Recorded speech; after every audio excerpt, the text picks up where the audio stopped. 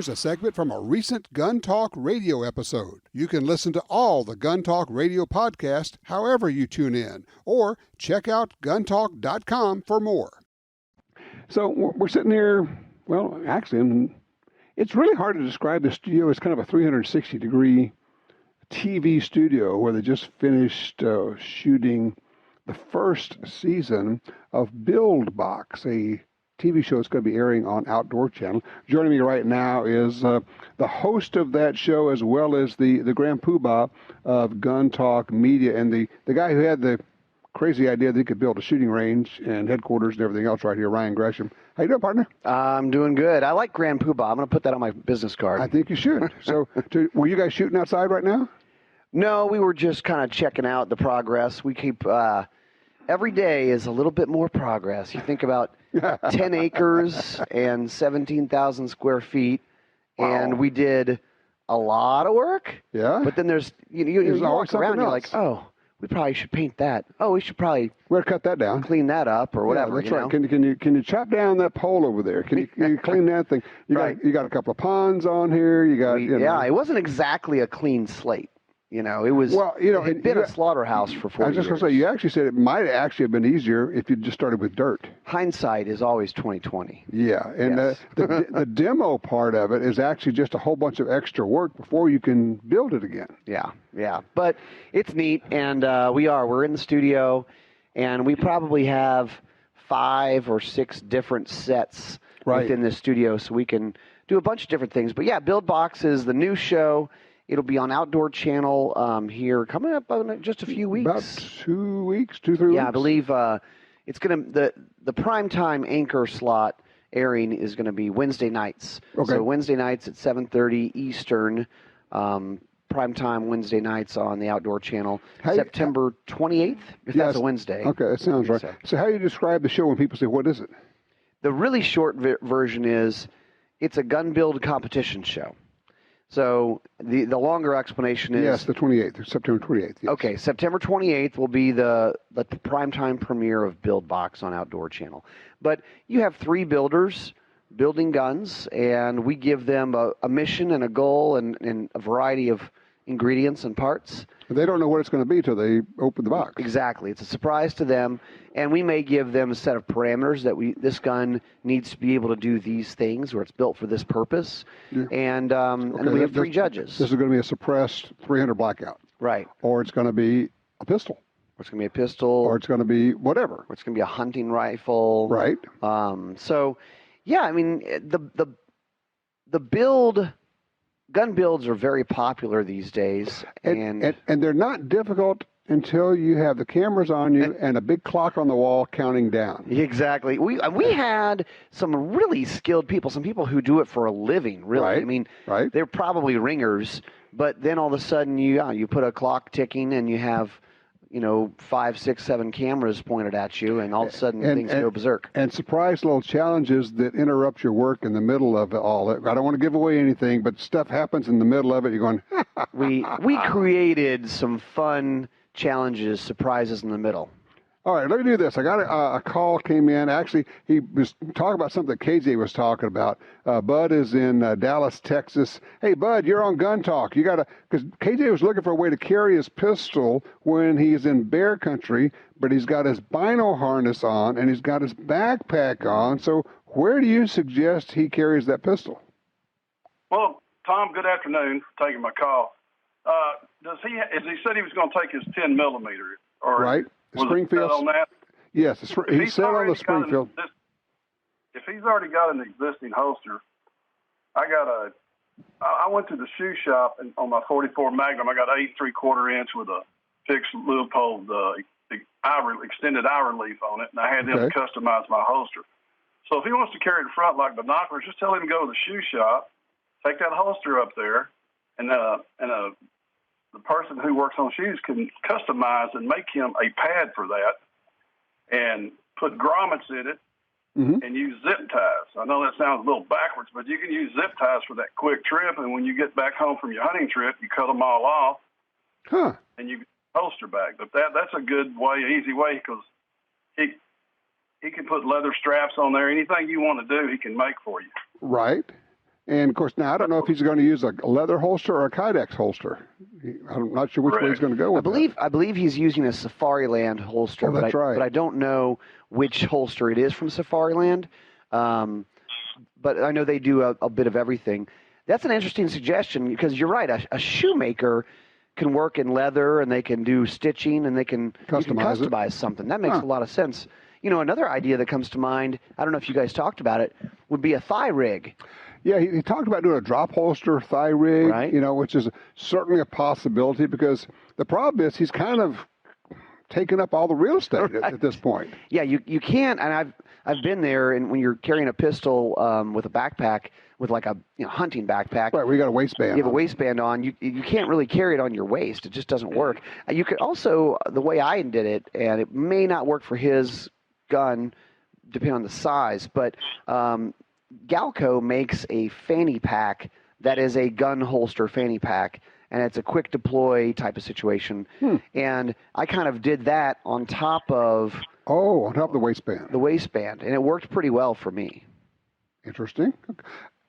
Certainly, with all of this, and thank you, Bud, I appreciate that. Interesting idea. I hadn't thought about that, but I'll pass that along to KG. With all of this, you're just going to have to experiment. Yeah. Put all your gear on. Yeah, that's right. You got to put it all on before you get up there. Yeah. So you got your backpack, you got your rifle on your shoulder, and there are several different ways of carrying a rifle on your shoulder with a sling to keep it from sliding off, because that's a real issue. And a lot of times, particularly if you're carrying a heavy pack, people are now really popular as using the walking sticks, trekking poles. Yeah, and also the packs have a way to strap the gun to it. Right. So that's pretty popular as well. Yep. So you got a lot of different systems out there. So he's going to be doing that. And you're going to be going, what do you have, Spiral or Scimitar Oryx? Scimitar Oryx, going to way out in the middle of West Texas. It's called West by God, Texas. That's right. Where there's only tumbleweeds and an occasional telephone pole. That's right. Or exotic game walking by. And then it's free range. Scimitar Oryx, we're going to go after them in November with the new Ruger Sfar AR. Oh, that's right. That thing was just announced. It's a 308. It's 6.8 pounds. It's a lighter weight trimmer. It's kind of an AR-10, but it's really almost an AR-15. It's really an AR-15. A 308. Yeah, which seems impossible. Have you ever shot anything with a 308? Any animal? I don't think I. Well, you know what? I've probably shot hogs with a 308. Oh, okay, sure. Probably shot hogs with an AR-10. Sure. Yep. But it's great for that. Yep. Exactly. I shot my first deer with a 308 with a semi-automatic rifle and 308 when I was 11 years old. It is a funny thing when you start thinking about that. Even somebody who's done a lot of hunting, you go, I've never shot anything with a 30-30. I know that many, many millions of deer have died to a 30-30, but I haven't ever shot one with one. And then you can just come up with reasons. Oh, I guess I need to go do that. Yeah, of course. And you did shoot elk and deer with your 30-06.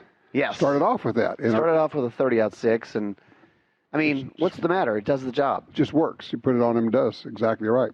All right, let's take a quick break here. 866-TALK-GUN is our number if you want to join us. We're swapping stories and looking for your range reports. If you got any questions, we can help you out with. And if you're wanting to introduce youngsters to shooting, that's something near and dear to our hearts. And Ryan's got his girls. They're going to be out here maybe shooting later on today. Who knows? We do have a shooting range right here, you know. Right here. Right here. All right. 866-TALK-GUN.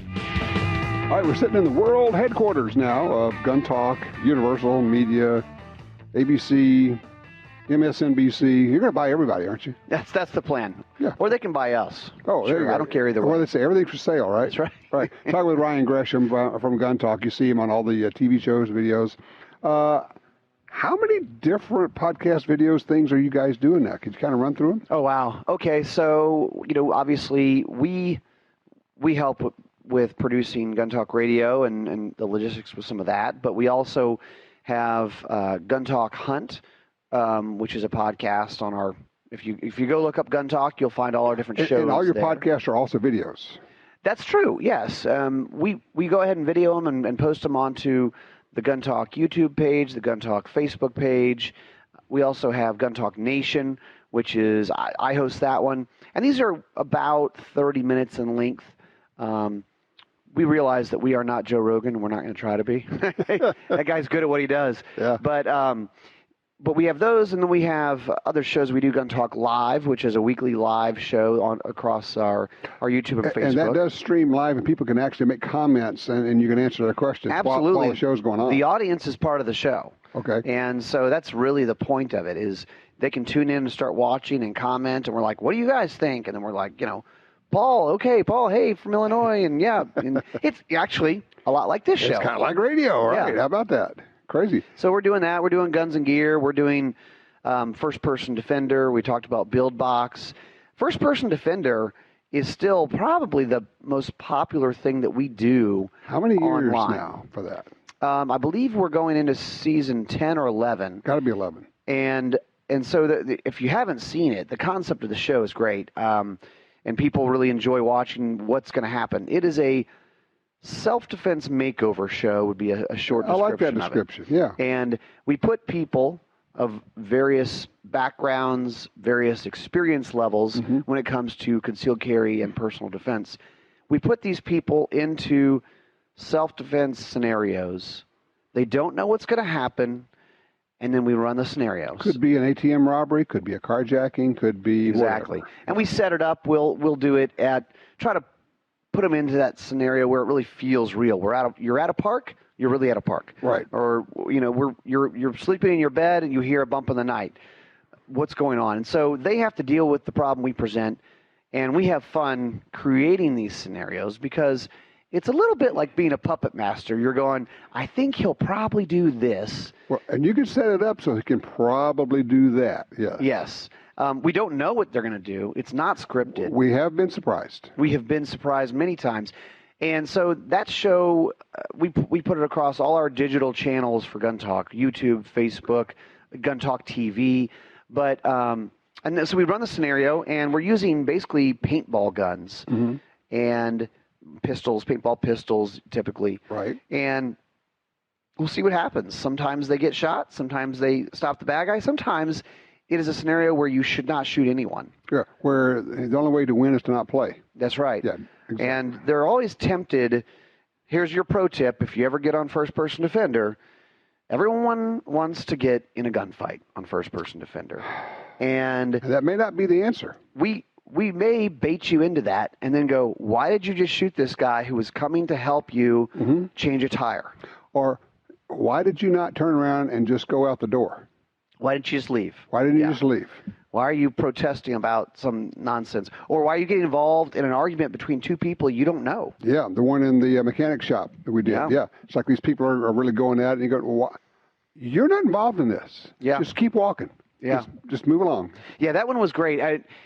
Scott was our good guy, and we had Scott in a garage, and he's with a buddy, and we told him, you're trying to get this engine started. It was like a little that's right. generator thing.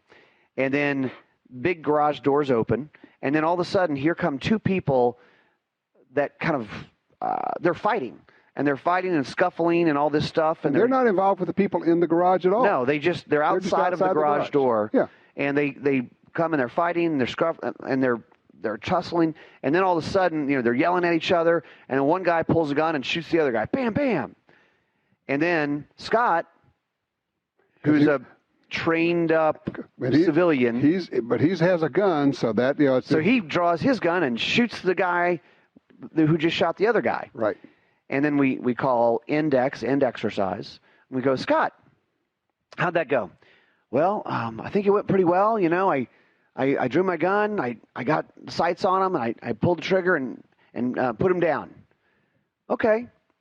Who'd you shoot? And he just sit there like, the wheels are turning. Oh, no. And you could see it on his eyes get wide. He goes, I don't know. I don't know who the good guy or bad guy. I said, why'd you shoot him? Well, I said, was he a good guy or bad guy? And he smiles because then he's like, yeah, you got me. I don't even know if we actually told him because we could play it either way. It's almost a choose your own adventure situation at that point. Right. Was this the guy who shot the guy being attacked? Was he a police officer? Was it justifiable? Was he an off-duty police officer? You have no idea what just happened out here. But that was a difficult one because, okay, you see these two guys fighting. One guy pulls a gun, shoots the other guy. Mm-hmm. I know. We think this guy's on the street. He has a gun. He just shot someone. He's the bad guy.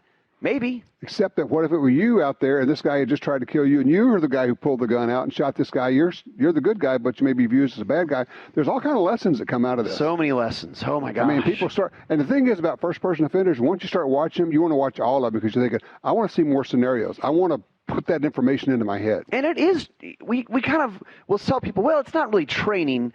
But Chris always argues with me. He says, no, it is training. Watching this stuff is training your mind. Yes. It is training your mind. And we have had a few people email us or write in or call us to say, man, this made a difference. I watched a bunch of these, and I was in a scenario. I was in a situation where it got bad. Where you used that information that was in your head that you wouldn't have had otherwise because you do all the what-ifs. Yes. What-ifs. And those surprise ones like that are the ones that you remember. Yeah.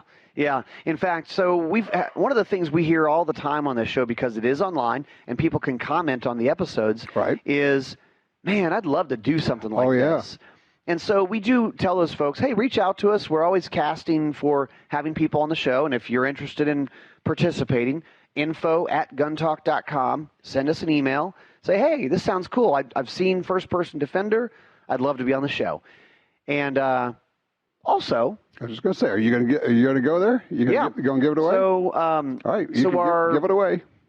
We have Gun Talk headquarters here. We also have Range Ready Training here. Range Ready Studios is what we call it and it's Range Ready Studios because we are filming and creating content from the training that happens here. Right. And so we said, well, gosh, we've had hundreds of people say, man, I'd love to do something like this. Well, how about a first-person defender class? We spend a couple days and we run them through scenarios. So actually, when you come in and film, you're in one scenario. Well, you're in one, we train you, we run you again through the same scenario and see how you improve.